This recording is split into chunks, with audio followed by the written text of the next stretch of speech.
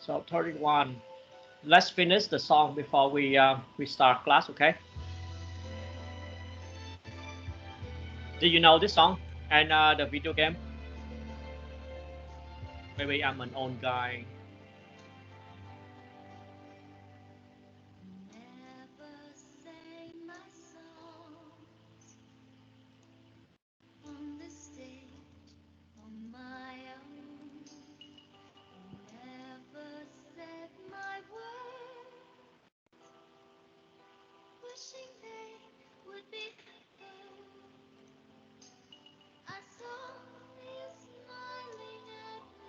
The graphics, the 3D graphics at the early day is still very not very very smooth, huh?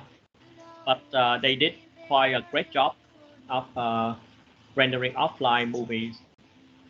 So at that time, these type of movies are already very real. But today it is a real-time video, right? Even real-time video looks better than this. But look at the way they draw the characters, the way they express the feelings.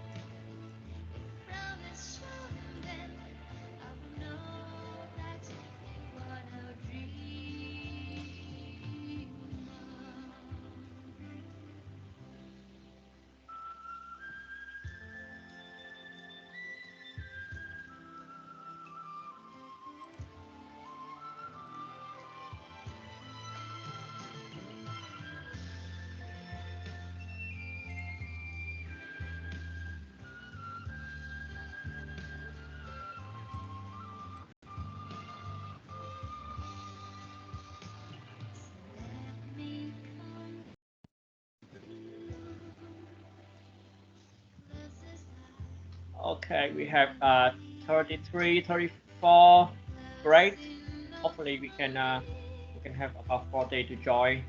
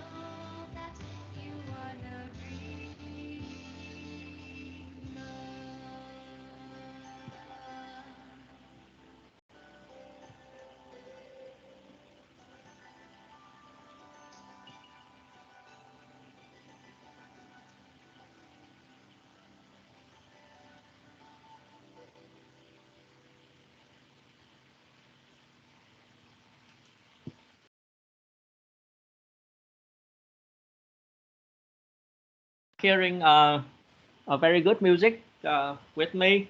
You know what? Games like this makes us want to be a game programmer, right? But unfortunately, game programmer is not about beautiful things. It's not about uh, it's not about love. It's not about story. But we have to deal with very ugly stuff like how to handle collision between two boxes, right? Not how to handle collision between two lovers, right? So, but without us, there will be no games. Okay, agree. Uh, can somebody turn on the camera as usual? Hi, sir. A dinosaur? Yeah, I'm a dinosaur today. Okay. Anybody else? Hmm. That's a big distraction, like seeing him. Do you have anything nicer to show instead of this little monster? Yeah, I will try. Okay. Okay. So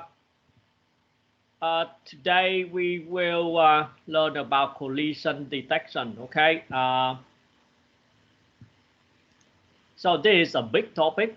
You will spend a lot of time handle collisions in your in the in the project, in the final project, and a lot of time just to handle why your Mario or your object drop out of the platform and and drop and fall forever, stuff like that. And to understand the core how to handle collision is very important. But you are not alone. So I have created a little framework for you. So the framework in this example has been upgraded quite a bit compared to the framework from the older semesters. So please pay attention to the changes over here, especially the handle of many objects at the same time. So and the result is quite better than so the final result is much better compared to the other semester to the older semester, right? So okay, jump. So you see that the little mushroom can move freely on the platform without any trouble, and the platform is consists of many smaller objects, right? So on the platform here we have individual bricks together with a big cloud object here. So the whole cloud is just one object, just one big rectangle. But the platform down here is made of many bricks. Okay. Okay. Let's jump right into the lesson. Sir, can you could you please upload the Slide. yeah the slide to first to see as a check. I haven't seen it yet. Okay. Yeah, thanks. Before we start the lesson, can I ask you and I think it's an error from my Visual Studio. Yes. So your screen. Yeah, Let's see if we can help you. let me see. You see my screen. So how can I turn off the loading here? Because I don't know why it's getting low and it's cost me a lot of time to run the project. I don't think you can load it. So it is a normal debugging process of Visual Studio. So unless you turn on loading symbol, so you can turn off the message, right? But you cannot turn off the process. I think the process is there. Oh, I it's done, but it's called Let me check again. Yeah, after.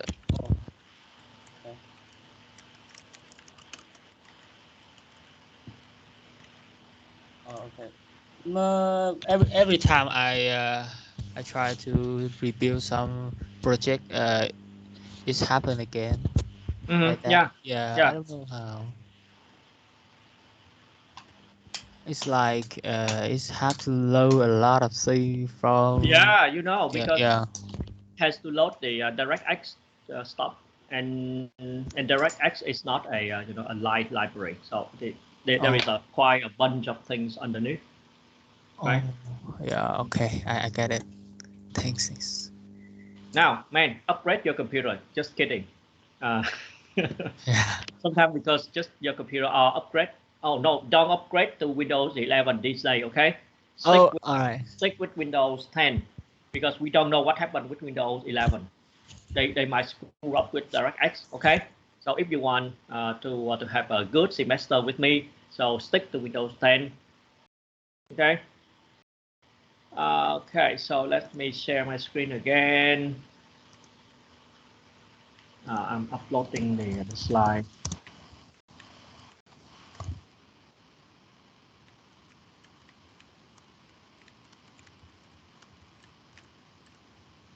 Sao nhảy qua ta?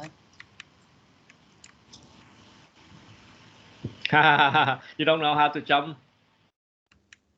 Oh, you see my. Oh yeah. I hear you. I still hear you. Yeah, it's hard to jump this. Well, this is a secret path. No, not hold. You should run and jump. Okay. Ah.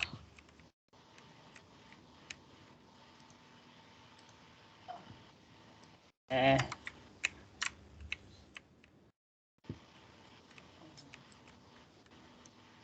Okay, so I'm done for one. So group 11, please go and check if you can see it. I will upload to group. Oh yeah, already. Oops.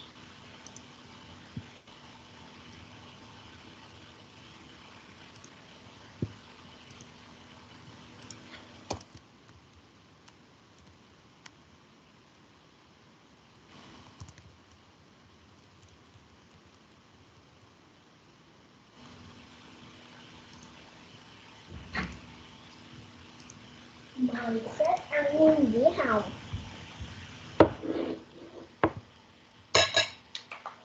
Enjoy the meal. So do you see it? Oops. What happened? Okay, so group 12, can you check if you see the file?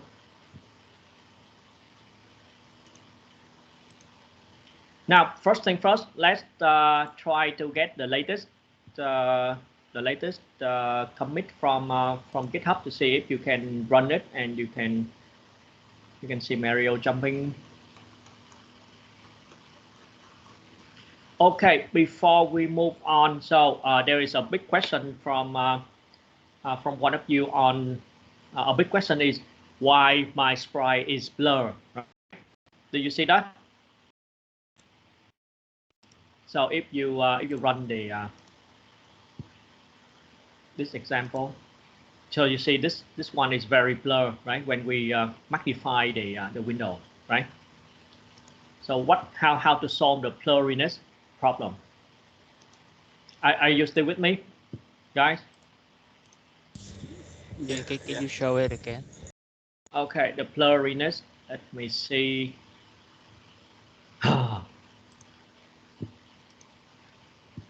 So do you see the question brick here? It seems to be very blur, right? I saw that. We saw that. Mm-hmm.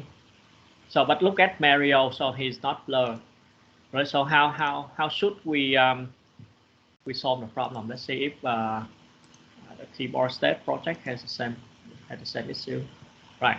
Same for Mario. So if I move Mario, so do you see that even if he stand up, so he seems to be blur, right? especially when he's running, right? Very blur. So how do we solve the problem? You know what? It's funny that I try a lot of things and still cannot solve the problem. Up until yesterday, one of you gave me one hint on how to solve it. Actually, the solution provided to me was not exactly the one that I like, but based on the direction the student follow, I come up with, I suddenly remember one important thing that make me be able to solve the problem. Okay, so are you here, Khoa? So he chat with me, and he chat with me over here. Khoa, are you there? No. I just want to give some credit for you. So the issue didn't happen with DirectX 9, but it happened with DirectX 10 because of the way we use texture. The way we use texture in DirectX 10 is a little bit different from DirectX 9. Okay, so how to solve the problem? It's all very simple. So when we go back to the lesson over here and we look at the way we render a sprite. So do you remember this little part of code here? Remember this? So how do we map texture coordinate to texture side? Remember that? So last time I remember we already mentioned it. So I will bring it back here. Remember this slide? And remember this one, the way we handle, the way the extent is draw or renders a sprite is by starting from the center of the rectangle, right? And because it has to use the center of the rectangle, so there is a little bit of calculation error if we divide it. So you know that floating points in computer is not 100% correct, right? It's not 100% floating number, real number in mathematics, right? So if you divide it by 2, you might end it up with a not correct number. So that the text and the result is you map to the wrong pixel, and as a result, the next stage of rendering is they correct that by blurring the by I need to find a way to explain it to you in an easier way to understand. So because of the calculation in the engine below, right? So if we don't provide them the right number, so the texture coordinate will map into the wrong pixel, and as a result, it will cause the later rendering stage to manipulate the texture in a non-desired way, right? So in order to fix the problem, it is super simple. So over here, so when we when we map a texture, sorry, when we map a sprite over here, right over here. So and if you see some blurriness happens, so you try to increase or decrease the number, the bottom right corner a little bit by increase it one or one. So for example, if you see that the sprite is blurred, so you may want to increase it 1 to 1 or decrease it by 1. So 100. For example, this number, the bottom right, the bottom, if it is blurred, so you can decrease it by 1 or increase it by 1. So that will fix the problem. Okay. So for example, in the example number 3, keyboard state, so we can clearly see that Mario is actually blurred, right? Like this. So if I run, so you see it is very blurred, right?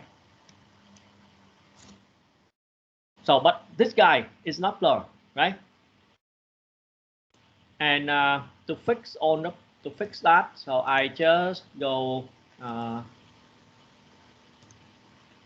over here in the project. No, not this one.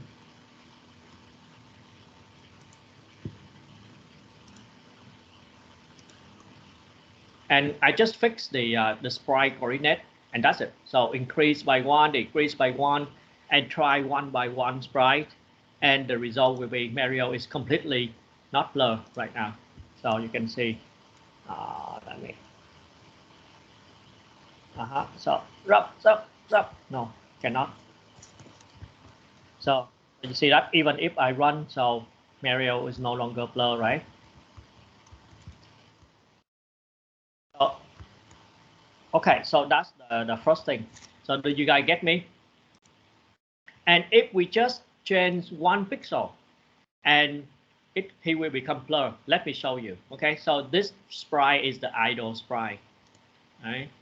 So the idle, right? Let's say I just move that sprite instead of 181, I just minus by 180. So you will see he will become super blur. See him? Hello. Are you good? But that's the only one surprise is blur. But when we move, it's not blur. Is that right? It just Yeah, because you have little. to check individual sprite, because Yeah. some sprites it might not be blurred because the dimension is good for the calculation, right? For the so you have to try individual sprite. So the best way is to not to in order to get the correct number over here. So you need to have a little small project just to load the sprite onto screen. You see? So to see that if you get it correctly, and then after that you will copy the coordinate into the main project. Got it, guys?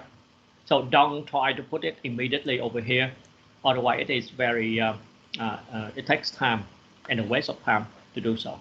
So create a simple project just like the intro project here, with a very primitive rendering function, just and then you can try if you can render the sprite without blurriness first, and then you modify the coordinate by add 1 minus 1 or minus 2, something like that, just tweak it a little bit, and then you will solve the problem. Okay, just 1 pixel will be completely different. So do I have you guys get it? Yeah. Okay. So that's how I solve the blurriness of the blurriness problem on DirectX 10. So now let's move into collision detection. Okay, before we go that, give me a minute.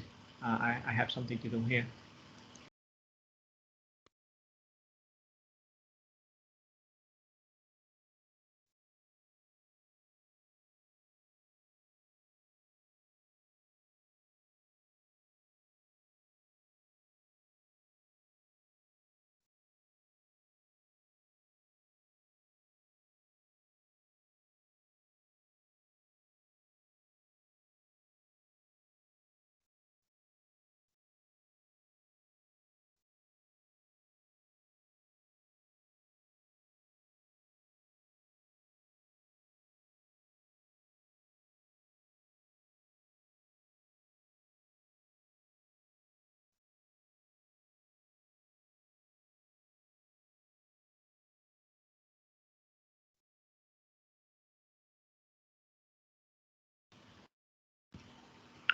Okay, I'm back.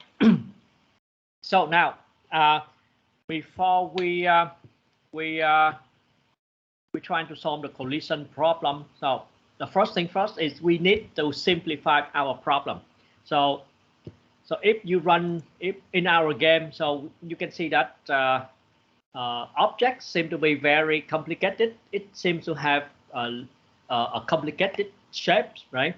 So we usually cannot handling collision with such a complicated shapes. So we had to simplify our problem. So because our game are very simple, so we can safely say, okay, most objects can be represented by one AABB box.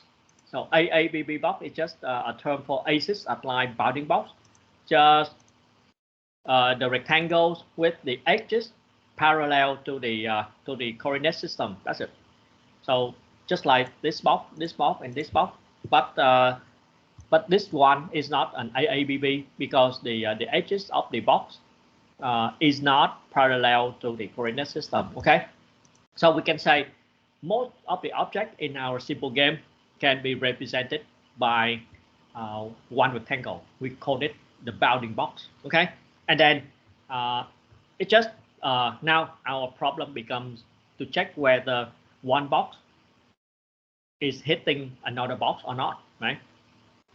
Okay, so before we, if you don't know this algorithm, so we usually think of collision detection is a simple matter, a naive approach, just like the example here.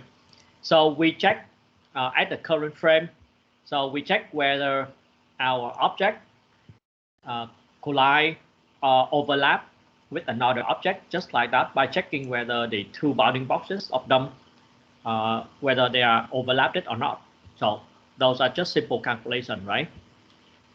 But you know what? It works 90% of the time. 90% majority of the time. And in fact, in fact, in the early day of gaming, so because they don't have the processing power like we have today on our laptop, so they do apply the naive approach. So in order to solve the problem, the generic problem, so they apply a few more tricks to make sure that we don't fall out of the wall, so we cannot cross the wall or something like that. We don't want to apply this here because I want you to look at the mathematical model, the correct way to do it in a virtual world. So right.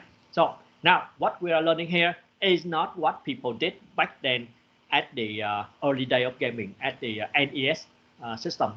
Back in that day, they don't have the computing capability to do so. But over here we have, so we want to do a better version of it. Okay. Now one of the issues of using the naive approach is that, so if the object is moving too fast, right, or the time between the last frame and the current frame is too big, so the object, so after we apply the calculation, the physics calculation to the speed, we multiply the speed by the time passed, and then we end up with the object being at this position, right? And clearly, apparently, the object is not collide with the wall, right? Because actually, it had passed the wall, right? If it collide, it already collide in the past, but we could not detect it if we are here, right? If we stand here, and then if we apply the current position of the object, we cannot detect that the object, this yellow object, already collide with the wall in the past. So the term in the past is very important. Okay, so how do we know that? Okay, so that's the whole thing about the algorithm that we learned today. It's all about detect whether two objects collide in the past, not right now, not at the current frame. Okay, so if you want to check if it collides at the current frame, you have to use something else. Maybe you use the naive approach, but the algorithm here is check whether it collides in the past. Just like the lesson we learned last time about keyboard event. Remember the key event up or down was not at the current time we call the function, right? So we get an event and check whether it happened in the past. So same thing here, so, right? Now, how do we do that? So the algorithm is actually just a simple calculation. So, but understand it and applying it correctly is a challenge, right? So we will start with something very simple. Now, mathematicians is always thinking how to break down a big problem into simpler problems, right? So they said, okay, we want to see if one object is collide with the other object in the two-dimensional space. So how about we look at that at one dimension? So they project the object onto each dimension, right? Over here, just like this object and this object, and this one, they project it down here. So on one dimension, so a bounding box, a rectangle becomes a line segment, right? So this guy becomes this line segment. So this guy on this axis becomes the line segment. So on one dimension, the problem becomes a little bit simpler to solve. And then if they can solve the problem on one dimension, and then they will generalizing it into two dimensions and fix and come up with the final solution. Okay, that's what people think. But I'm not the one who invented the solution, right? Of course not. I'm not a mathematician, so I'm just use it. I just understand it, just as usual. And one more thing.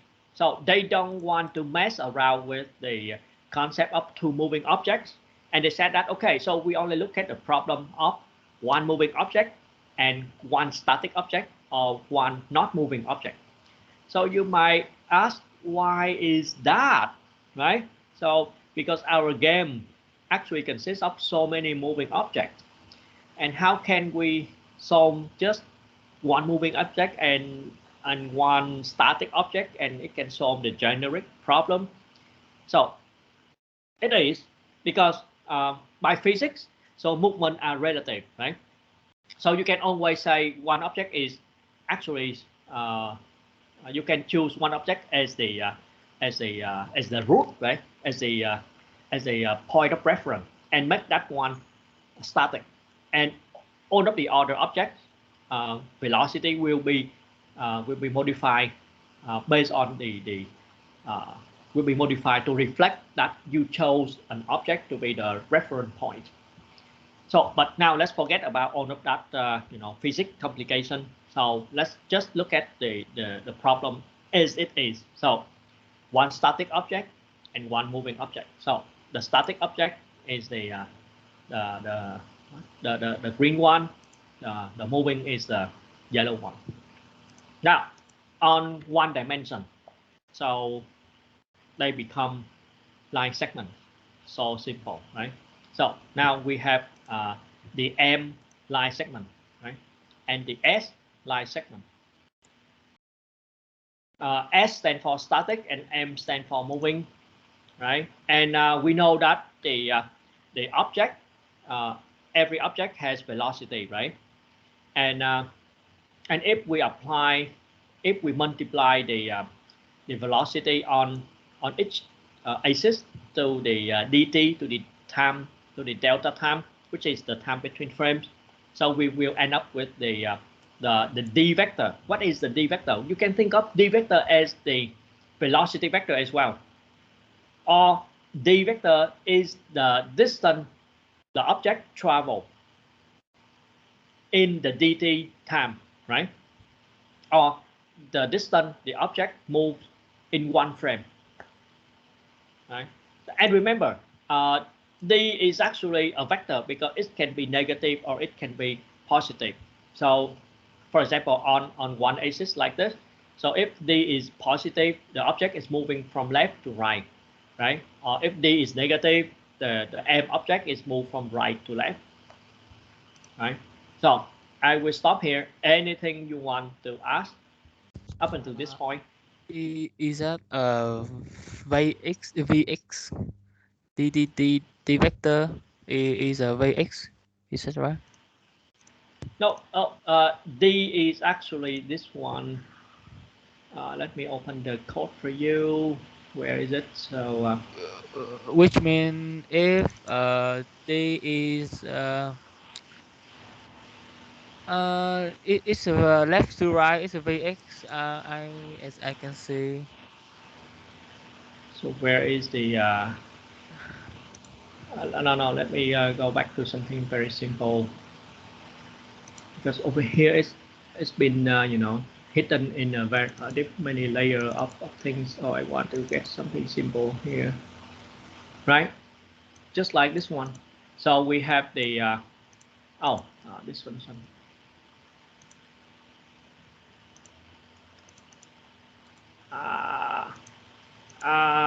Goomba.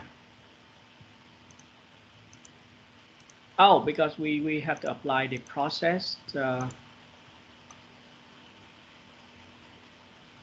So the dx, the d vector is actually this one.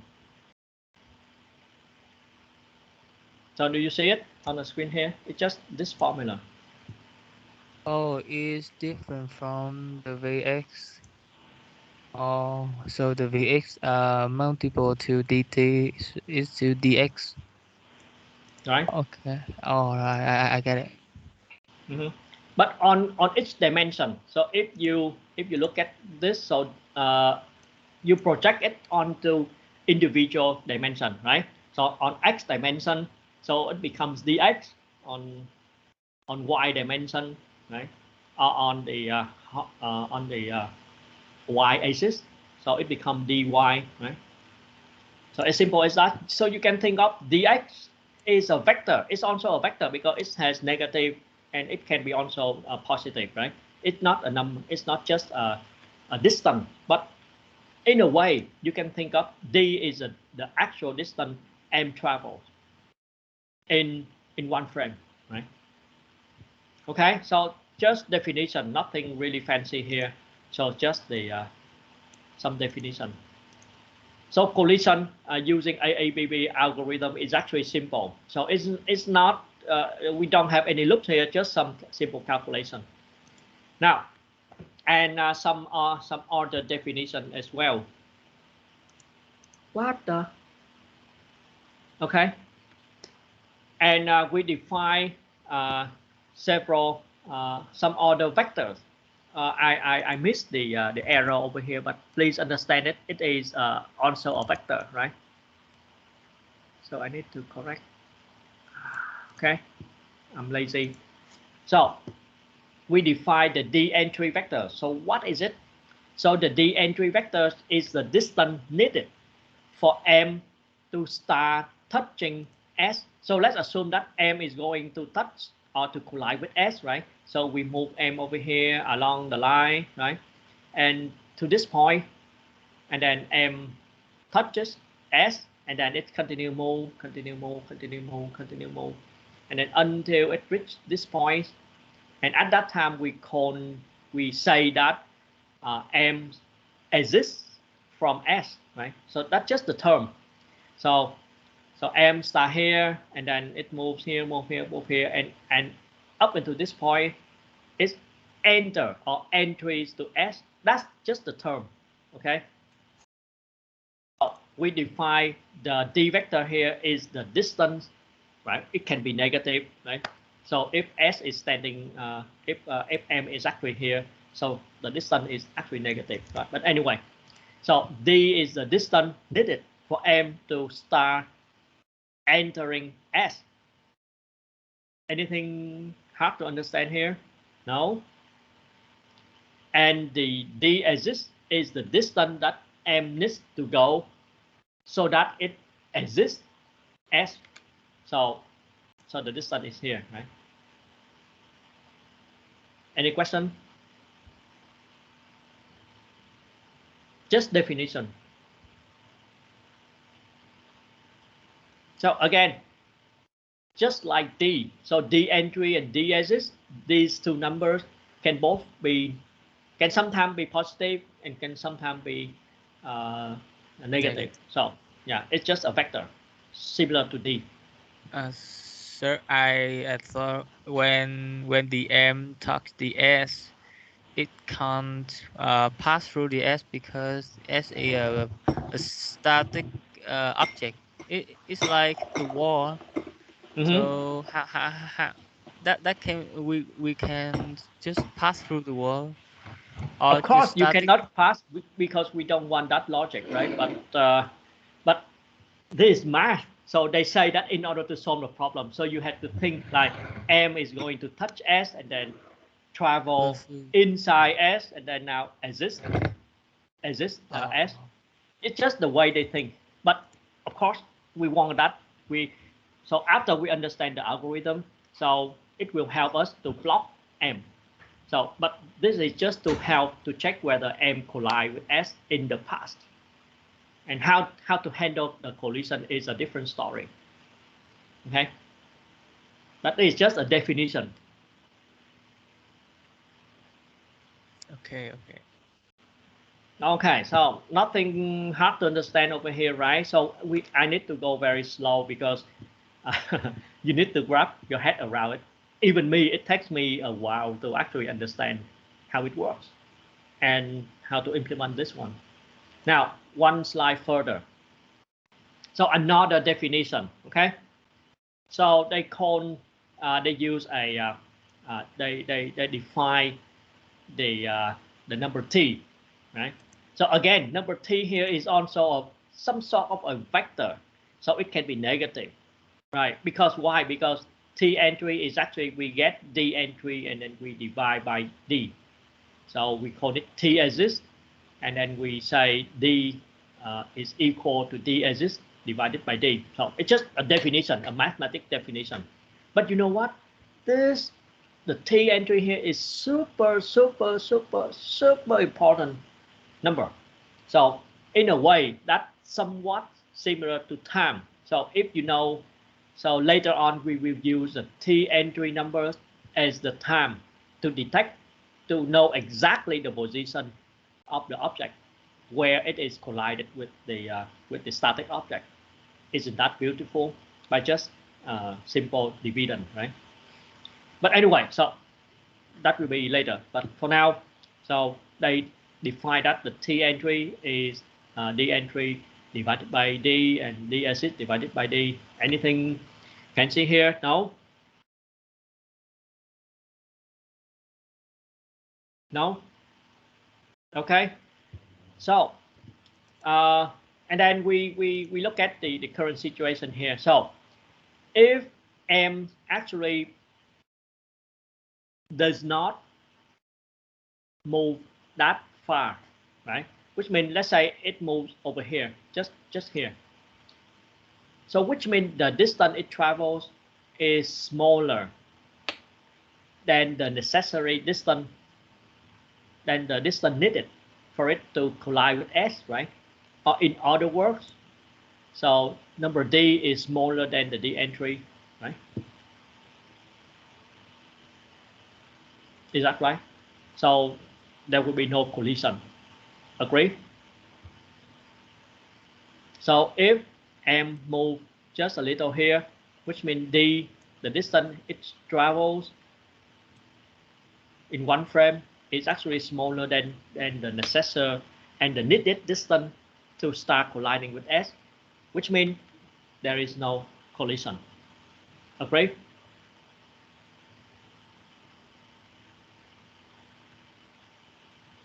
Or by definition, because T entry is equal to D entry divided by D, so T entry is greater than 1. Agree with me, guys? Yeah, I got it. Simple math. It's all way about math. So math has done a wonderful job. So without math, our human being will be cannot develop as we are today. Everything is all about math. Even our cell phone, you know what? Did you know that? Cell phone is all about math. Our computer is all about math. But we are not mathematicians, right? We just user of math. Now let's go back to the lesson. So if M moves fast enough, which means let's say it's moved here, right? Move down to here, which means the reverse thing happened, which means the actual distance traveled D is greater than the D entry, right? Over here, or equal. So if it is equal, so the collision happened. Agree?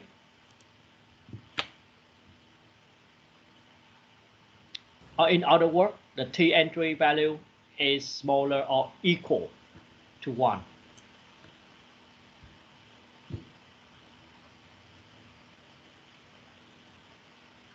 Yeah, we got that.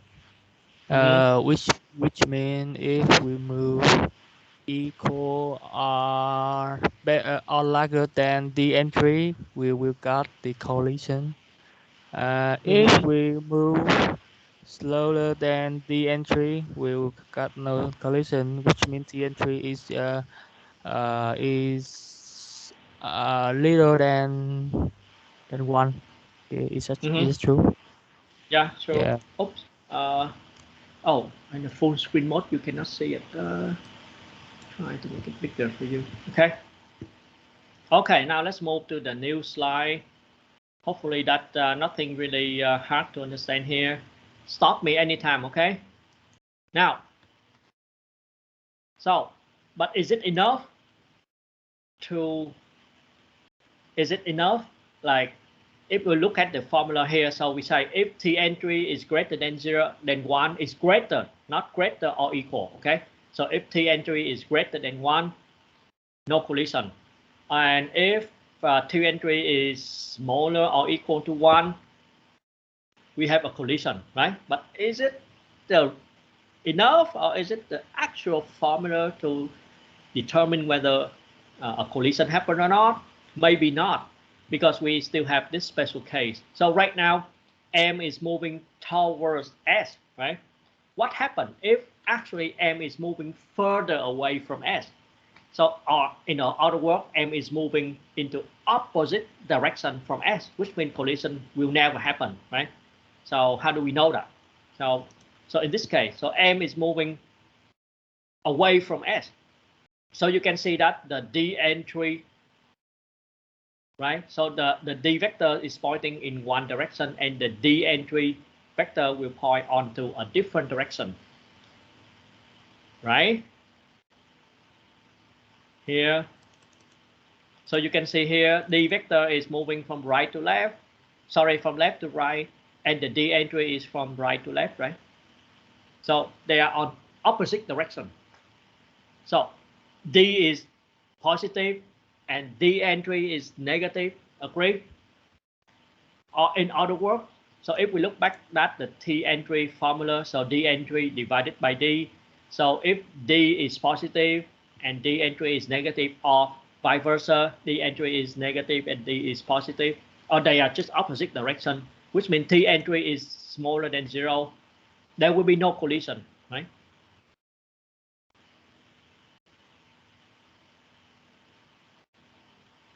Oh, I got that.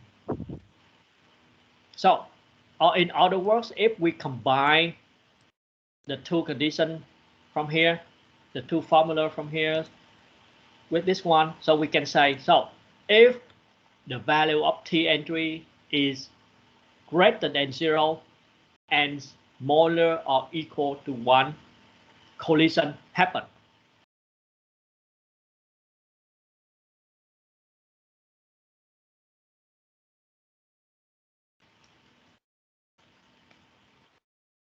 Okay?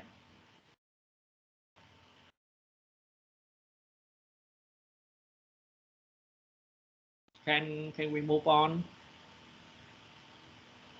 Yeah. Now, that's on one dimension, right? So we will apply that same logic on both dimensions to see if a collision on 2 dimensions happens or not. Okay. So so intuitively or naive thinking, we say, okay, so if the objects collide on both dimensions,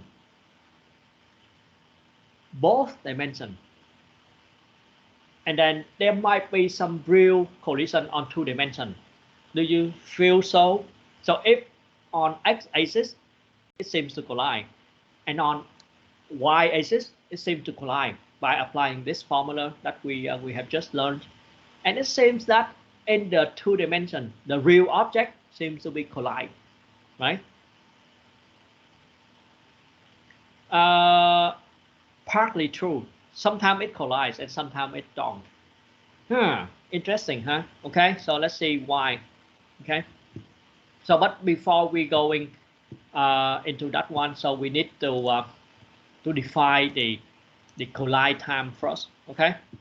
So now let's assume that the real object in the two-dimension space actual collide, and we have the value t entry on two axes, right? On x we call tx entry, and on the y axis we have ty entry, right? So we have these two numbers on two axes, and so which one is the one we need to use? So if you think of t is the time to collide, so let's think it that way. So if you think of t numbers is the time, so it is somewhat is similar to the time of the collision, and then you will see that okay, so we have two numbers here, which means we have two different points of time where the actual collision might happen. So which is which, right? Because there must be one time. There is only one time where the actual collision happened. So which one is it? So how do we know? Now we just look at this example. So in this example, so the yellow object moved into this part, right? So you will see that. So it started to move here and it started to collide here, right? And then after that, it moved. But over here, you see that on the x-axis, so it collides. So if you project the movement of the yellow object onto the x-axis, so you see that it collides on x first, right? And but the real collision did not happen at this time, and the object continues to move along the path and then up until this point. And then if you look at the projection on the y-axis, so you see it touch or it start to collide the static object on the y dimension, and then it's moving over here, right? So in this example, you see that the greater the number, the bigger number is actually the collide time, right? So that was why we have this formula. So the actual collide time is the maximum number between the tx entry and the ty entry.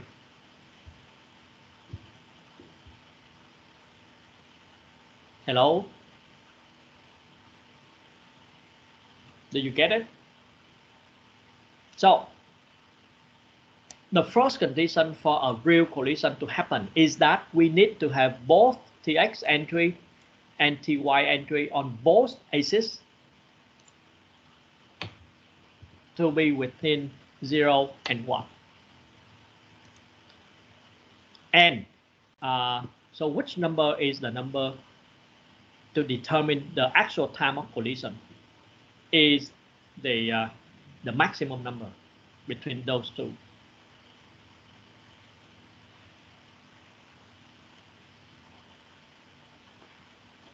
Got it?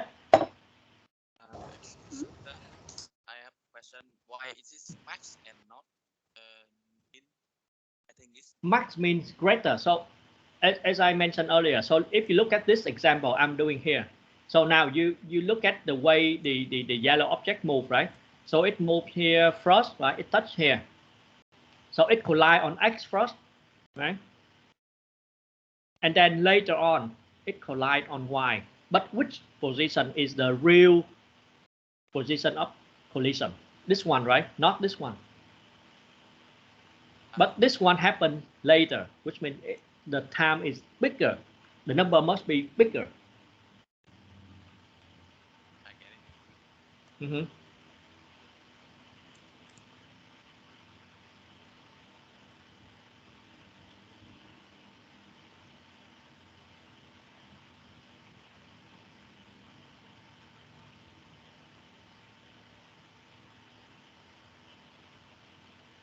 Okay, let's move on, huh? So now we have collision on both axes, right? X and Y, but is it enough, right? So actually it's not enough. So if we look at this example, so the yellow rectangle is moving underneath.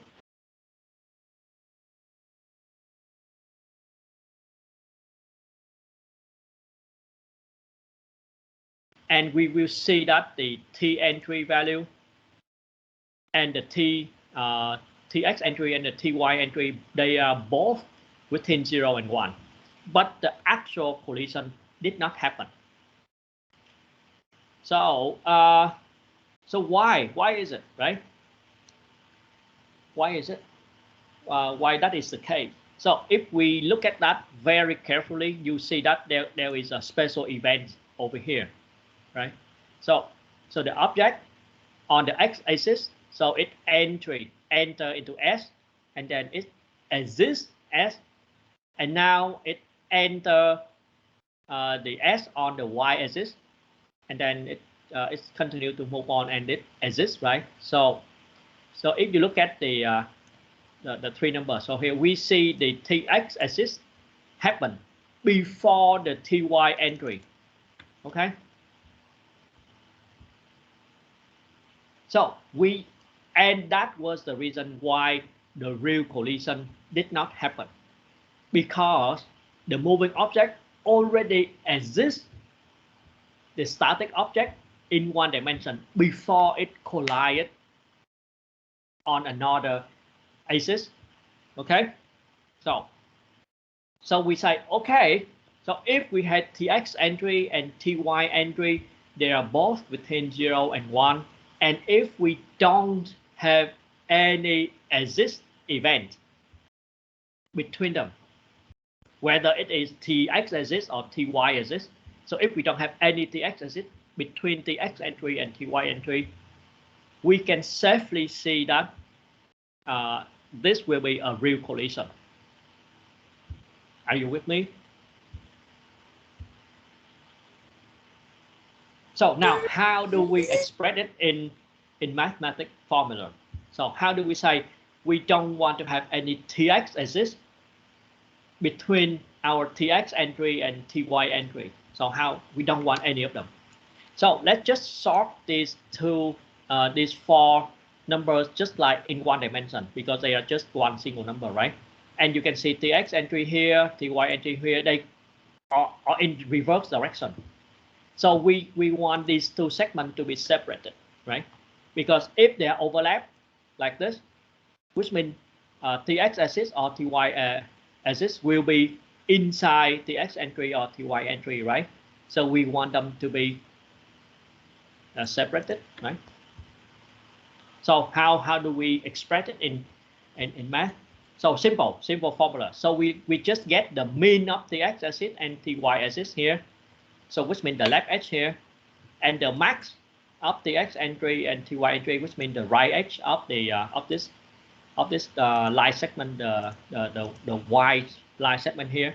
And if the max is smaller than the mean, which means they are separate, right? Right? Yeah. Or the mean, so which means if we have and then we can and that is the final formula of deciding whether there is a true collision or not.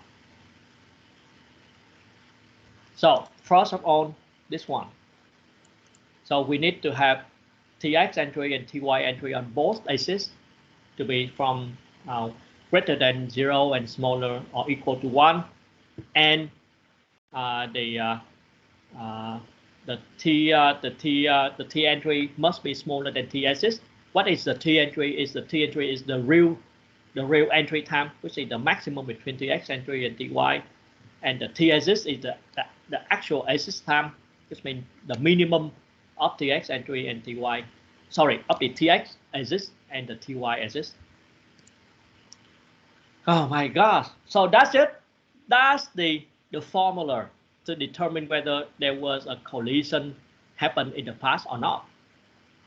Okay, so just some simple calculation, right? And you please go back home and think about it very carefully on why we have this one. I want to highlight it here. So why do we have this formula? So can you think it up a little bit? So dt minus So let's call it dt minus here is the actual time of collision. So why do we have this? It's just a simple math formula. So do you remember Pythagoras? No, the I don't know. I forgot the English term of this of the formula. The let me use Google for a little bit. I'm trying to cheat here. In English, what do we call it? Do you see my screen?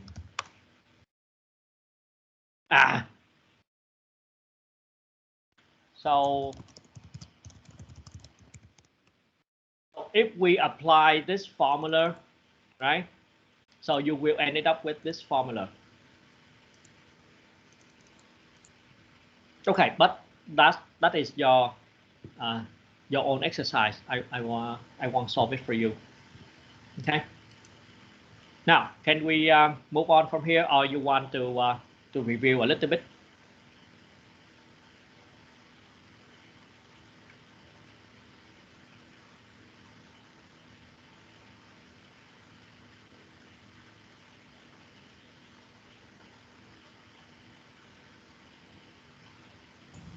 I have no further questions, sir.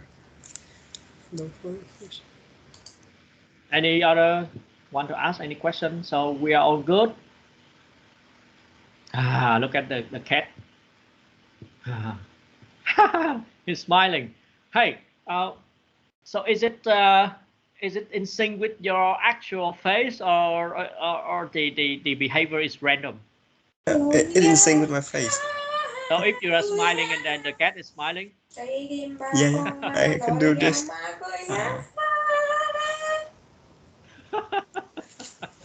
Okay, I don't know if we had such a funny plug-in. Okay, thank you. And look at the face. I'm a cat lover, you know, by the way.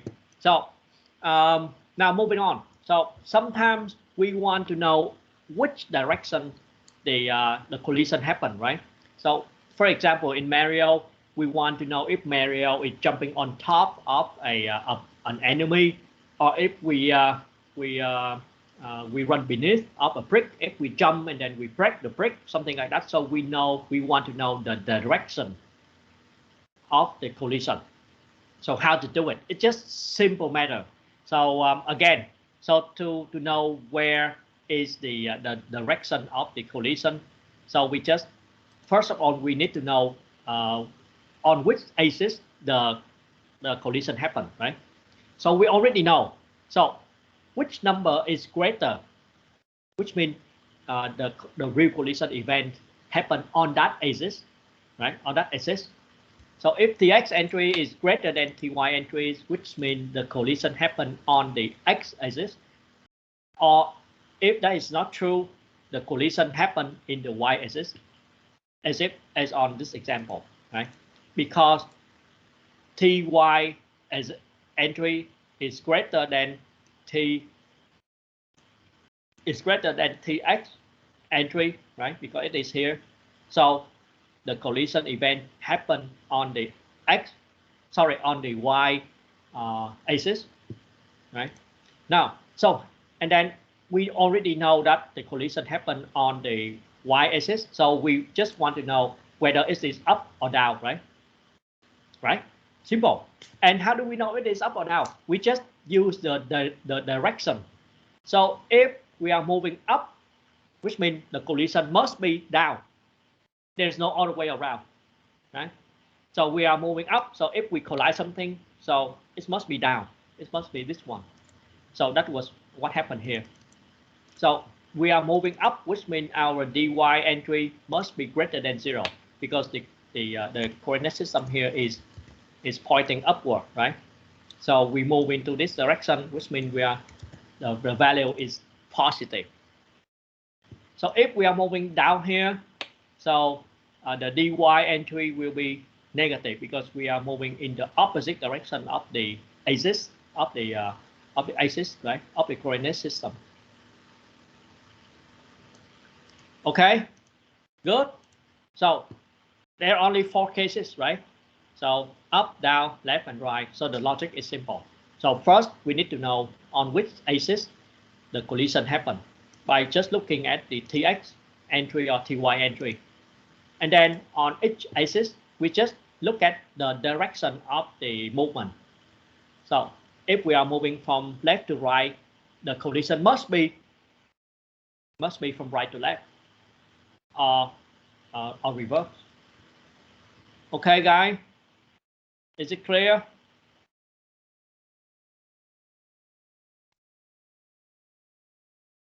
Okay, let's move on. And this is important. Now, we run the algorithm only and only when we know that these two objects are already separate, right? So if we run the algorithm when the starting position of these two objects overlapped, it will fail or it will return no collision. Even though that we think, okay, it overlapped, why it is not collision, right? But again, look at the original purpose of the algorithm. It is not about checking whether the current position of the object collide, right? So the whole idea is to check whether if we have a collision in the past.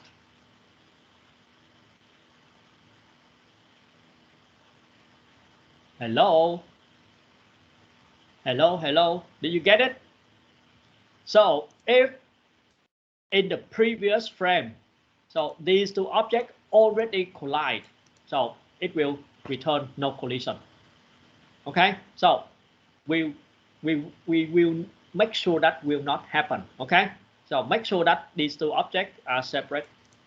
And one other thing, we have to do the plot phase test first. So in some cases, so where the two objects are so obviously not collided, so and then if we run the AABB algorithm, it might fail in certain special cases. Okay, so the plot phase test will help it to eliminate those very special cases. So what is a plot phase test? Simple. So we know the position of the object, of the moving object in the previous frame. And of course, we will know the new location of the object in the current frame if there were no collision happen, right? And then we just build an AABB box out of these two locations. And then we compare and we check if this box overlap with the with the static object. So if even these two boxes are not overlapped, and of course there will be no collision. So if they are overlapped, and then it's that time we will run we will run the SWAP AABB algorithm to check whether there was a real collision or not. Are you guys still with me?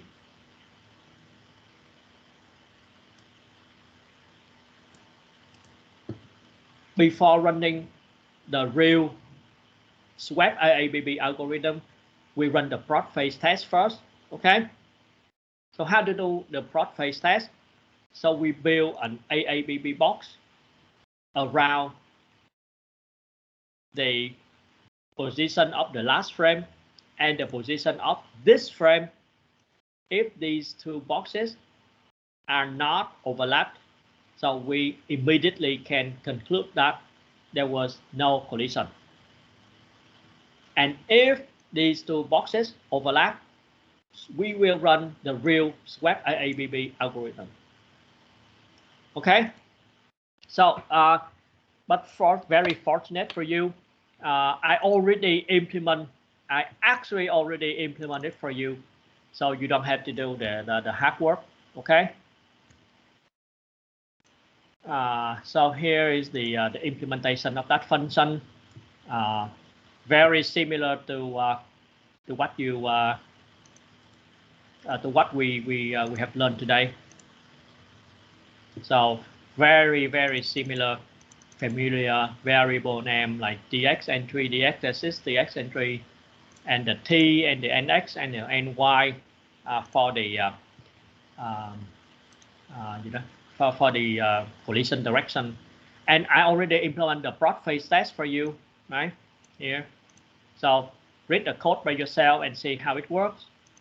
So one disclaimer here. So actually the source code, I was inspired by a source code in the gamedev.net, right? So I just follow the code there and then modify a little bit for it to fit into our game framework. Okay. So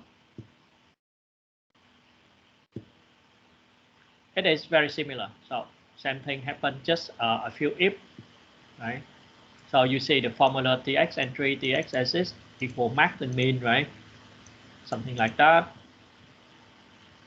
And then we apply the calculation, a little bit logic to determine the direction of the collision. So when we call the function here, so we pass in the top, left, right, bottom corner of the static and moving object, the dx and dy, the d vector, right? We pass the d vector, and then we will return the t value and the nx and ny value to determine the direction of the collision. Okay. Any question? Now, moving on. Again, I mentioned this one earlier. So the core web AABB is just for one static and one moving object, right? But we can always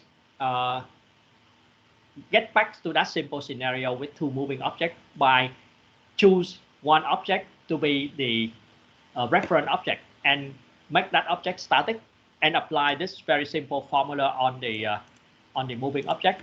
So if the moving object have of the static if the object that we chose to be the reference object has a velocity of sv, right? And if the moving object has the velocity of mv, right? So and if we choose the s object to become a reference object, so we will modify the moving object speed will be follow this formula. Simple physics, so you can read it in any textbook. And that's what I'm doing, exactly what I'm doing here in this function.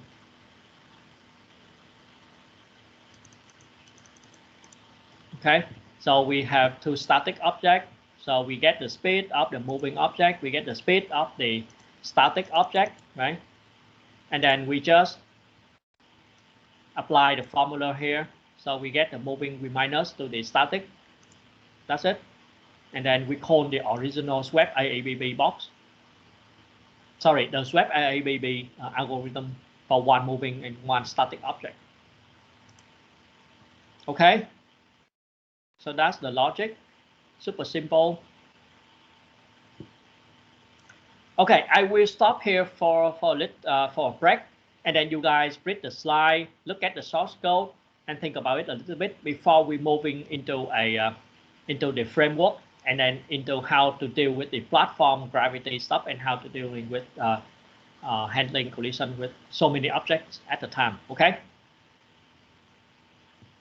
let's take a break from here.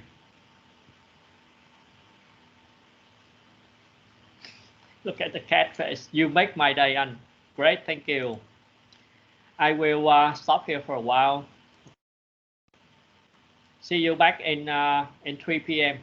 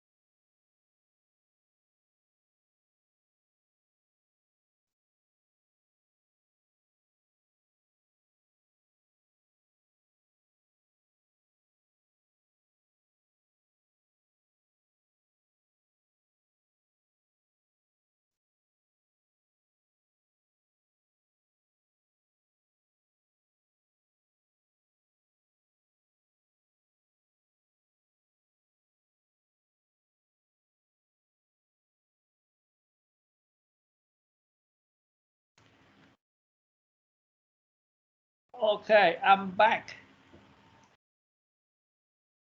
Hello, hello. Do you guys hear me?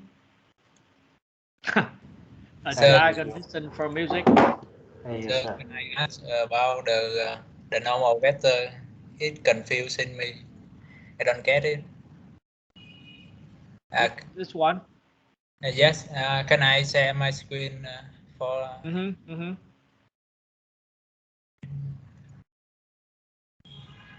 Do you Yeah. see it? Yeah. Do you see it, sir?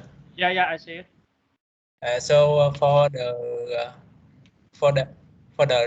x for this logic, I understand it. But for the below, I don't get it. It's the same. Based on my so if we the Mario is here and the brick is here, and we are moving up, so it's so we take the this bond minus this bond and we get a negative, and so the dng become negative, right? Is that right?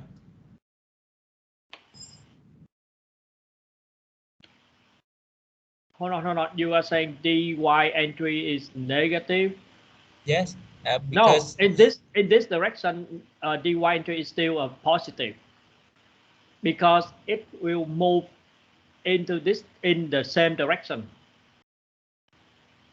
Move towards. So when you move towards the object, so the dy, the entry will be a positive number. So when you move further away, so you move in the opposite direction, so it will be negative. So when I move, I start from here and move. So the so y and you see the direction of the coordinate system, right? So because we yes. are moving the coordinate system pointing up, right? So and because we are moving up, which means that it has to be greater than 0, right? Positive.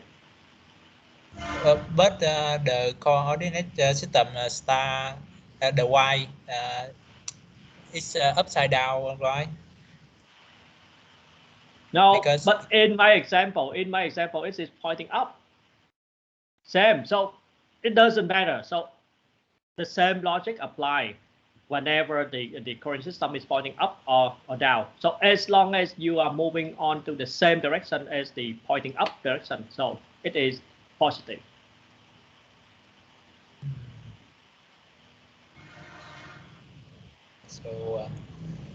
so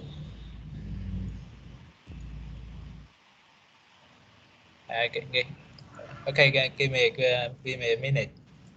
I will try to understand it. Look at the source code. Okay, so the source code will show you how to calculate the d entry and the d axis properly. Okay, so let me actually open it for you over here.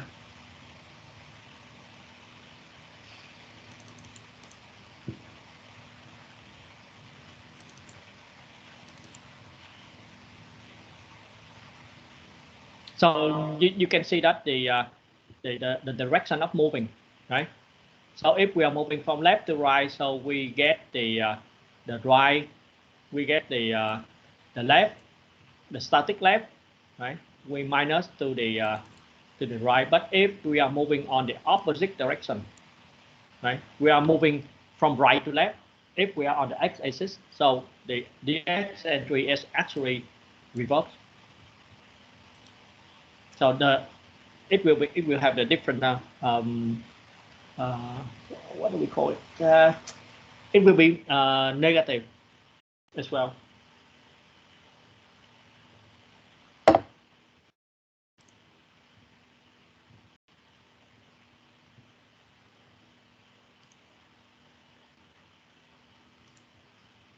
Oh, actually, the right word is the sign of the number. Okay, so now gravity and platform. Are you there with me, guys? Are you ready to continue?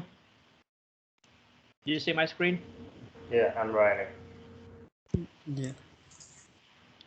Okay, gravity and platform. So we want Mario to stand on platform, and we want to handle if Mario move out of the platform, Mario will drop down. Okay, so we will apply very simple physics. So it's called gravity. So we know that gravity always pulls things down, right? And that's exactly what we want. So look at the logic of Mario here. So did you say this formula? Is it familiar with you?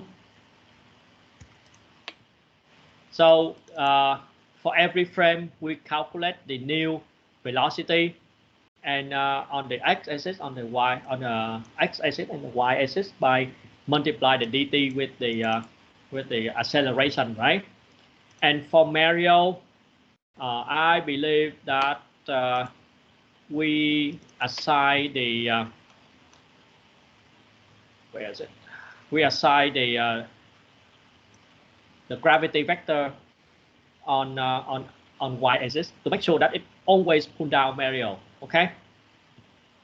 So and then on every frame, we because of the gravity vector, so every frame Mario will be pulled down like this. So if we calculate the collision, so we will calculate that okay, Mario is here, but because of our collision framework, so it will tell, hey, you actually cannot move down here because this object already blocked you, the platform already blocks you, right? And then we will have to correct the position of Mario again. So we push Mario back to this position. So which means he stays the same. Okay. So but in the background, so Mario always tend to be pulled down by gravity, but because the platform stops it, so we push back Mario over here. You know what? This is actually true in our real world, right? So if you are standing on the platform, the reason why you are not you did not fall down, right? Because of the platform actually stop you from falling down. So which is true in the virtual world, and it is true in our real world as well. So the same thing happened for Mario is when he's moving, right? So he's moving from left to right. So he's actually not moving in a straight line. So because of gravity, so Mario new position is usually down here. But because of the correction of the collision detection framework, so we will push up Mario to his correct position here. So and as a result, you seem to see that he's actually moving on a straight line. Okay, are you with me?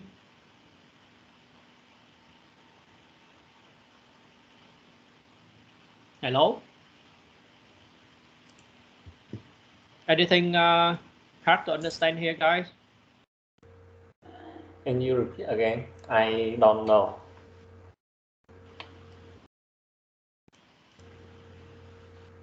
So Sorry, which part sir. is hard? Which part confused you? So the yellow block is Mario, right? And we have the G vector, right? Now let me make some another drawing.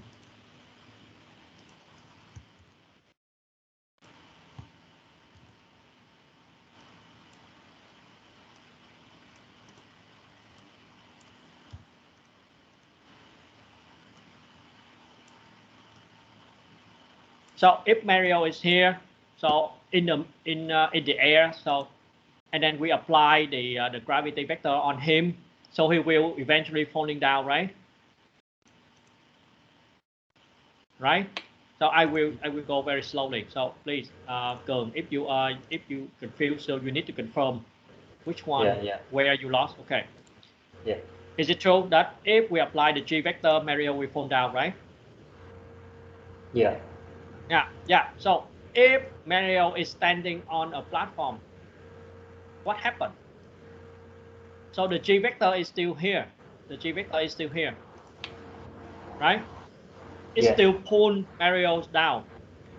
And then on each frame, when we calculate the collision. So we know that if there were no collision, the new position of Mario will be down here because it is pulled down by gravity. Yes. Got it? Okay. Yes, I got it. But because we have our collision framework, we will correct. We know that this position collide with the platform beneath. So we will correct it by push it back here.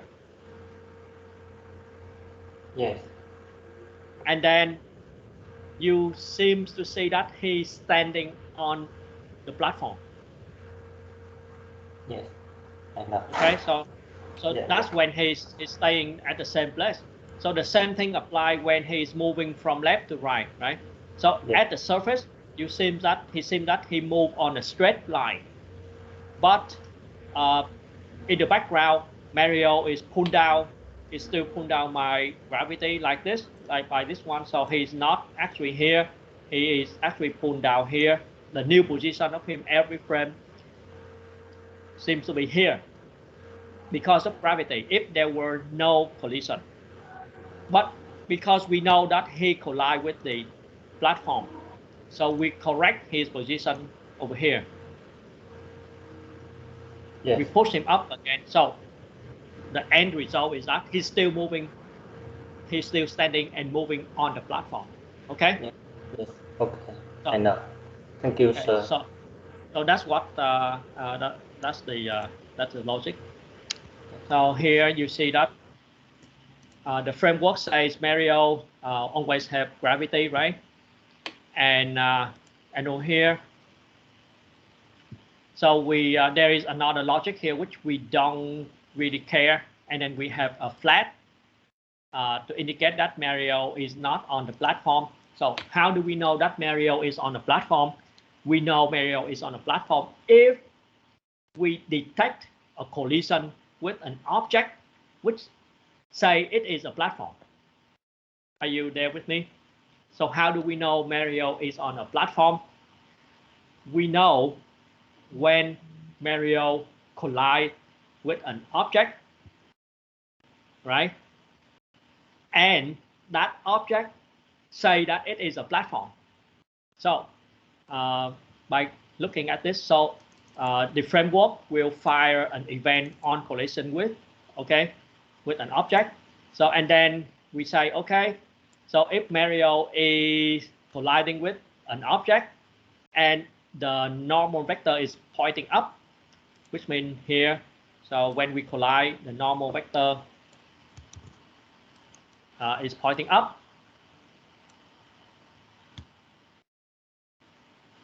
Like this, okay?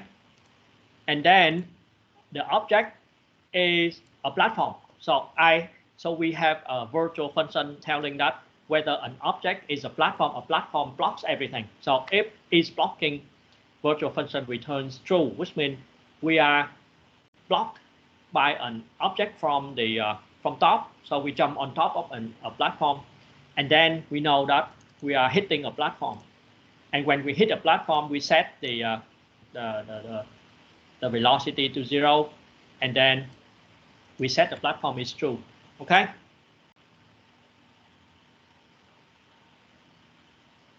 Hello. Get it? So the framework here, the process framework from the collision framework will calculate the collision. I will go back to that later. Okay, but this is the idea. Now, how do we? What is a filtering collision, right? So the framework will first query all of the collision events possible with all of the objects around Mario. Some collide, some don't collide, but eventually we will end up with maybe more than 2 collision events. What is a collision event? Collision event is just a data structure to tell that there was a collision, right? So let's say in this example, so the yellow is still Mario, and Mario is running over a corner like this, right? So there are quite a few bricks over here, just like this one. and then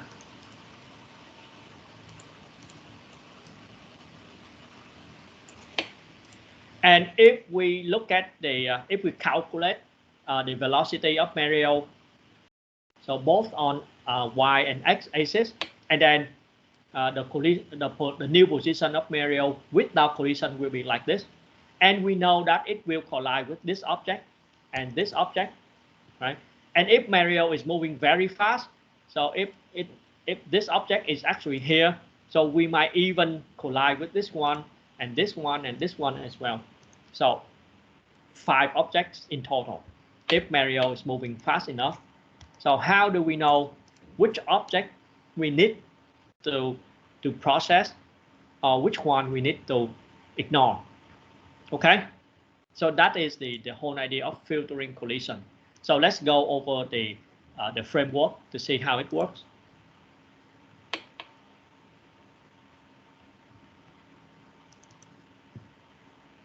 I will hide this unrelated. So the scan function, very simple. We just scan Mario and with all other objects, right, in the scene, in the world. And for each object, we check whether it is collide or not. So we just check if it is collide. So we created an event object and save it. So what is an event object? A collision event object is actually very simple. So you can see we save the pointer to the 2 objects that we are handling collision between them. So we save these 3 numbers, very important number, the time, the t, right? The t value indicating whether there is a collision or not. We have the normal vector to show whether it is the direction of the collision.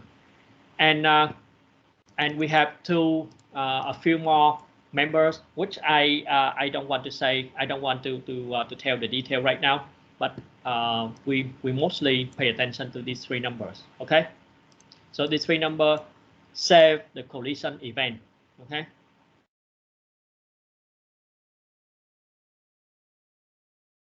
So first of all, that is the scan function. So we scan all possible collisions that Mario can hit, right? So in this example, if Mario runs very fast, so he will collide with these objects. I will mark it as green over here for you to understand.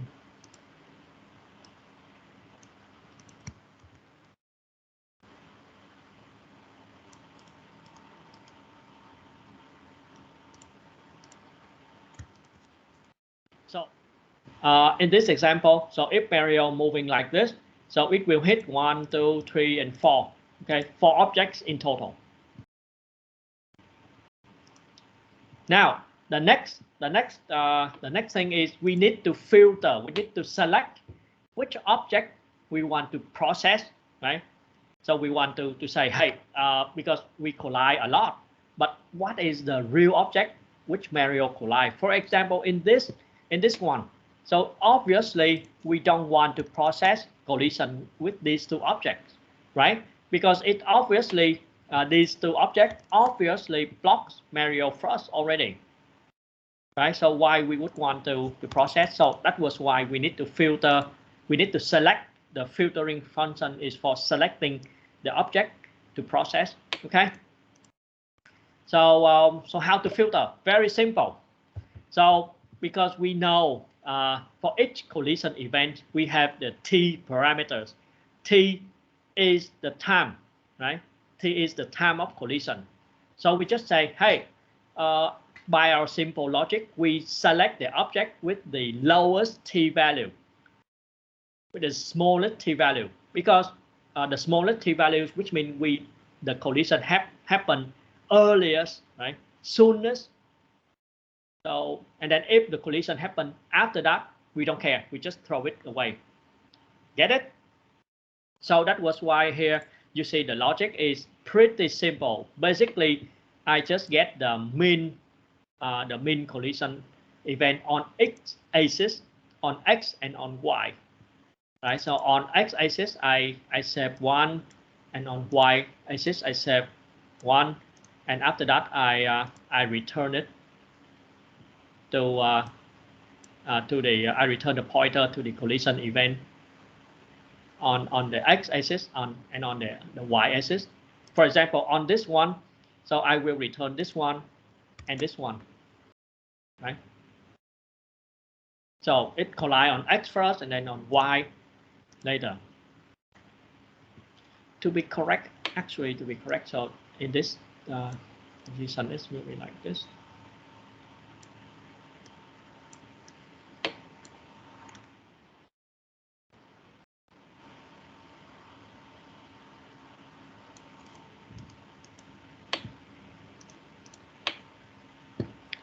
So why it is the case, so I will have to draw a little bit here. Give me a minute. So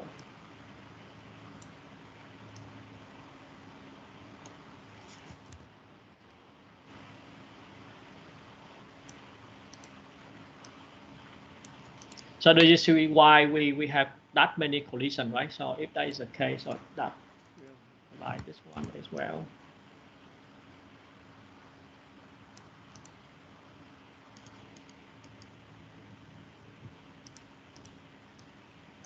Okay, but after running the filter function, so we only get this one. We only select this one. I will mark it by drawing. So let's fill by a different color. So we select this one and we select this one, right? Are you with me? So that is the purpose of the filter. Now take a look at the process. So basically we scan, right? So what is the collidable function here? So sometimes when an object reach a certain state, so it no longer collide with anything. For example, if Mario is dead, right? So there's no point checking collision. So, and then in that case, so we just skip collision altogether, right? That was why we say if the object is not collidable, and then we don't do anything, we don't scan at all. So it will skip, okay? Hello, are you still with me? So if the object can collide with other objects, so we scan all possible collision. And if we detect some collision, right, which means the size of the collision events array is greater than 0, so we have to filter it. So after we filter it, we have we select 2 objects, one on the X and one on the Y axis to handle the collision. Okay, just like this case, one on X and one on Y. Right? Are you still with me? This is the collision event on X, collision event on Y.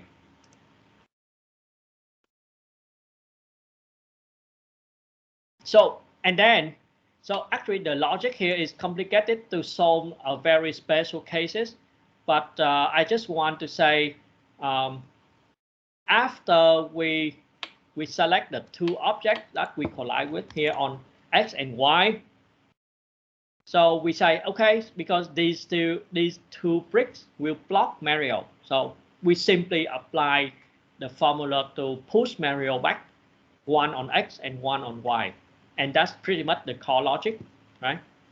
So here you see that if we see collision happen on, we see collision is happening on X axis. So we push Mario on X axis. If we see Mario collide on Y axis, so we push Mario on Y, applying on the same formula. So we just get the dx, we multiply by t, and then we apply the push factor to push Mario back, right? Here. So without the push factor, so Mario will overlap with the brick, right? Like this. So we push a little bit so that he actually separated from the brick, so that the next frame he will be blocked again. So if we don't do that, Mario will overlap with the brick, like as in the slide. And then the next frame, Mario will go through the brick. So that will be very bad. That's why we need the push factor here. Okay, are you there with me?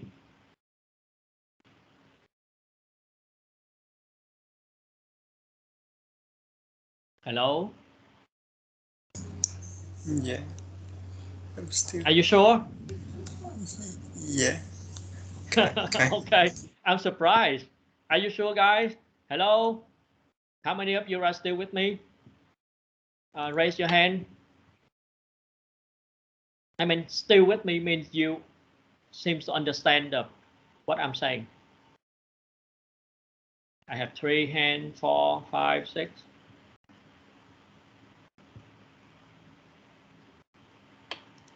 Eight, 11.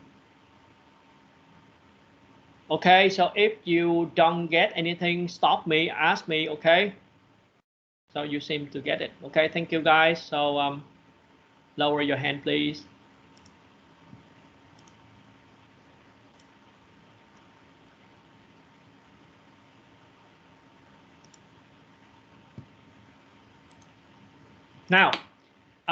Now comes to the most sophisticated issues that we have here. That was why we have the logic down here.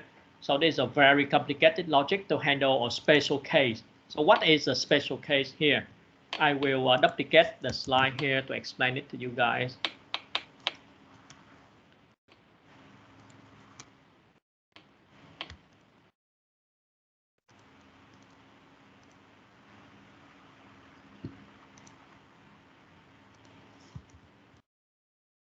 Okay, give me a minute. I will copy. I will do some drawing here to explain to you.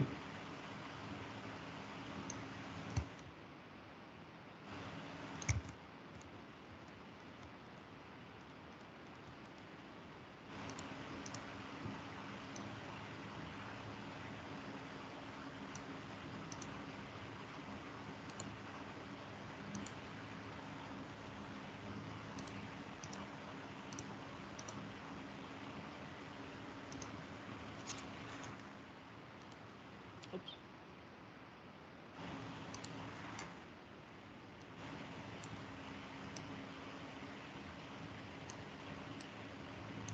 Okay, so here is one special case. So when Mario is moving normally, so we all know, as I explained earlier, he will be pulled down by gravity, right?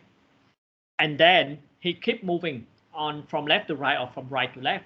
So without a special handling, so you will end up with this situation. So if we apply the scan function and the filter function as normally, you will end up that Mario actually hit 2 bricks, right? One is this one, and the other is this one. But unfortunately, so they are one, the one beneath here will be on X, on Y, and this one will be hit on X axis. So I will explain that here by drawing. Where is the G vector? Where is the G vector? Here.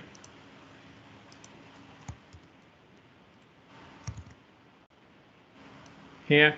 So the first brick, so it will be hit on the X. So actually it will be on the collision X event. So for the first brick, the second brick, oh no, sorry. For the first brick, it will be collision Y, and the second brick will be collision Y. Oops, sorry again, X. So why is that the case? So can you imagine like Mario moving down here slowly? It will hit this one first, right? And when I move down here, it will hit this one right here. So they are just a little bit different, but it will hit the brick here first, and then it will hit the brick next to it a little bit, but on X axis, not on Y. So in this case, nothing will actually happen. Actually, on the previous semester, the sample run just fine, but you will run into trouble if you want to implement some sort of, if you want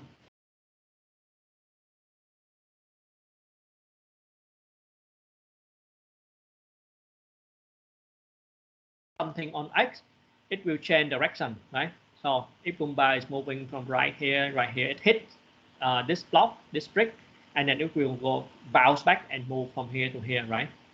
So with this one, it will not work because when it moves from here to here, it will hit this brick here on Y, and then there will be a collision event on X. So if you implement that on Goomba, so you will see Goomba will be moving like that without anything block him on the X-axis, right?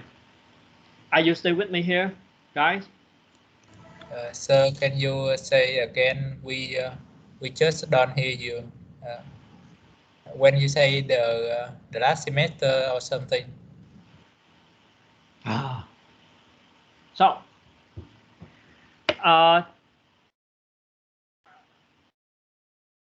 the last semester, is that long? So should I start from the very beginning? Now again, so here is the very special handling. So I will stop and confirm you at every time, right? To set time. Now, normally, so when Mario or any object we want to handle collision, moving like that, right? But because we apply gravity, right? So actually the new position will be like this. And in fact, it will collide this brick and this brick, okay? Yes. Because of gravity, right? And unfortunately, even our filter function does not help because it will hit this one first on Y, and then it move a little bit over here and it hit this one on X. So we will end up with two collision event, one on Y and one on X. Just like this. Are you with me up until this point? Yes. Okay, so that is a problem.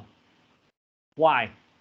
So for example, if you want to implement a simple logic of Goomba, so the little yellow rectangle here is Goomba, the mushroom, the enemy. So you want a simple logic. So if Goomba hitting something here blocks him, right? So if Goomba hits a wall here, he will be bounced back, right? And if he hits something here, he will be bounced back, right? So we want that logic, so he will bouncing back like that. But if we apply the collision like this, so he will not move like that, but instead he will move like this, stuck here. He will stuck in the middle. Because why? Because our logic is like that. I will write the logic. If Goomba hit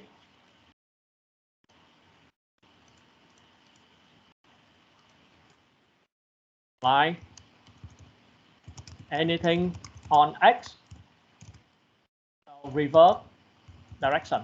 So here is the logic, right?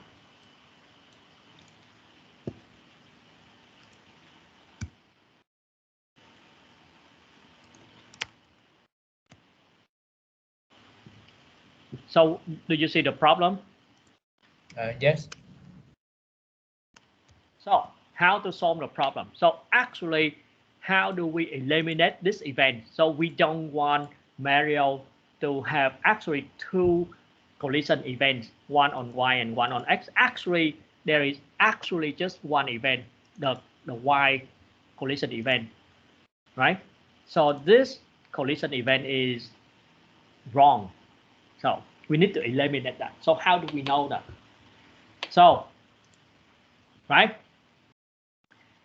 So the point to solve the problem, so we just do simple logic. So Now, if we have two event, collision on Y and collision on X, right? So we will push Mario on Y first. We will push him here to here. For example, we will push him inside of his saying here. We push him first on this into this position, and then we run the filtering again to see if he hits anything after we corrected him, and we eliminate the gravity vector. Agree? Because we already correct his position. So we just choose one, choose the early collision. Just one. No, we do not choose. So we choose the earliest collision, okay? And we correct the position of Mario. And then we run the collision check again with that new position to see if he actually collide with anything else, right? Okay. Because we already correct the position here, he will not collide with this one, right? Okay, so for each loop, we only run the filter and we process the we put Mario back and we filter again. We filter yeah. again. So here's the how it works.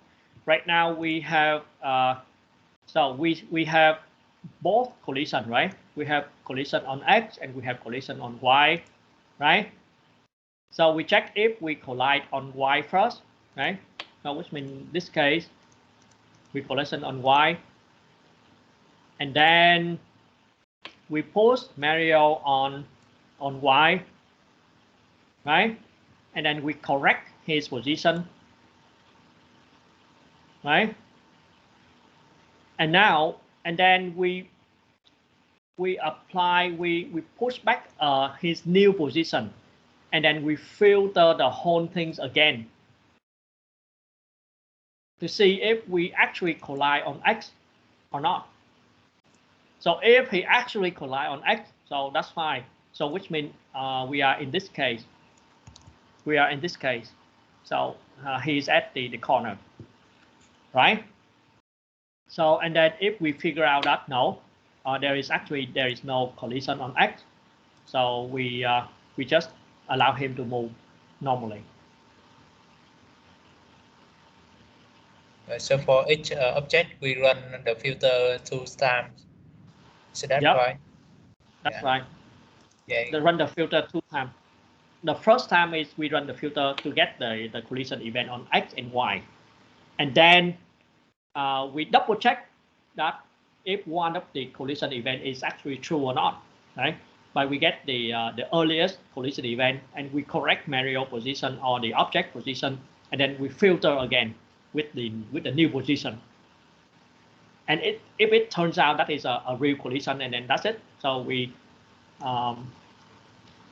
push it on X, right? Or if that is not the real collision, so we allow Mario to move. So the logic is a bit complicated.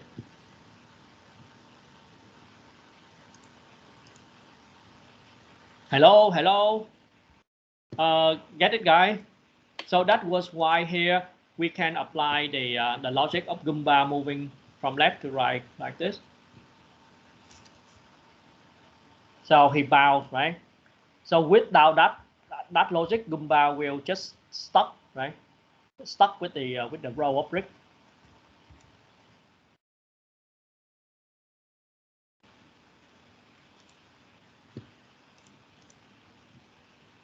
Okay, get it? So actually to reduce the amount of collision detection you have to do each frame. So maybe instead of creating a platform with many objects, small objects like this, right? So we create an object as big as this one, but it is just one big object, not make up of individual small objects.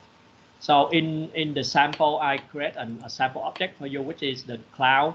The cloud here is actually a big object, right? not just not a small object make up not a big object make up of many small objects. It is a big object. Okay, so I think that's it for today. I will stay here waiting for a lot of questions. I expect a lot of questions.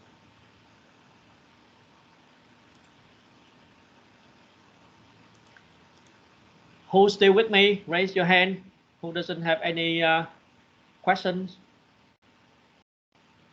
The smiling cat, so you are still with me.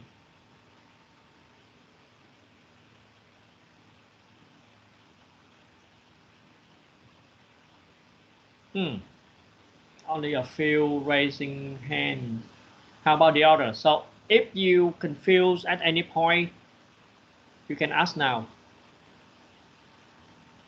Can I ask you one question about Sure.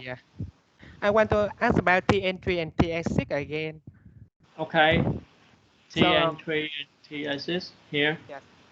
So I don't get this point. Like we have T entry to detect the collision for collide on both axes. Then why do we get the min and the max? I mean, like if we want to get the two axis, why the min we choose only one? Why do we do the min and the max on this? Okay, so get back in this slide. So the max is the actual collision time, right? So that is the max, because we have the collision time on x axis and y axis, right? So we don't know which one is the one is a collision time, the real collision time. So the max is the right one. Look at this example. So when he move over here, he touch or he collides on X first, right? But no real collision happened. And then he keep moving, and then he hit at Y, right? And this is the real collision. So from this example, you can see that the maximum number, the bigger number, the later number is the real collision time. Agree? Yes, but then I raise another question. If only use the entry for the collide, then why does the exit exist? What does do? I don't. Yeah. I mentioned it over here already. You didn't pay attention. Okay, but I will say again. So this is the case where the exist time is used. Okay. Now look at this example. So in this example we do have tx entry and ty entry within 0 and 1, but the real collision did not happen. So the reason why, because the object already exists before it collide on another axis. Okay, so the reason here in this example, because we have a tx axis happened before a ty entry happened. So we want to make sure that we don't have this situation. So this situation is no collision, right? So how do we know that whether a real collision happens or not? A real collision happens when we have tx entry and ty entry both within 0 and 1, and there is no exit event in between them. There is no tx exit or ty exit in between tx entry and ty entry. With me now? Yeah. Okay, I got it. So that was why and then how to know that? So it's just a simple math problem. So tx entry and ty entry, tx exit and ty exit, we don't want to have tx exit or ty exit inside tx entry and ty entry. So just imagine they are two line segments like this. So we just want the leftmost edge of the tx exit and ty exit greater than the rightmost edge of tx entry and ty entry. That's it, just like the example. And that was why we had this formula, right?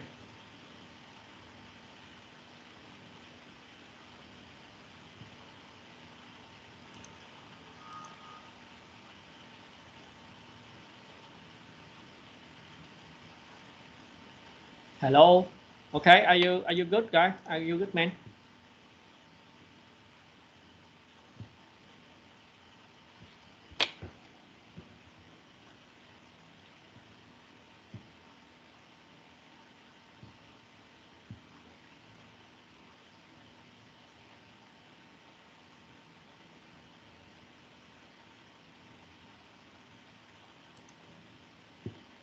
Hello.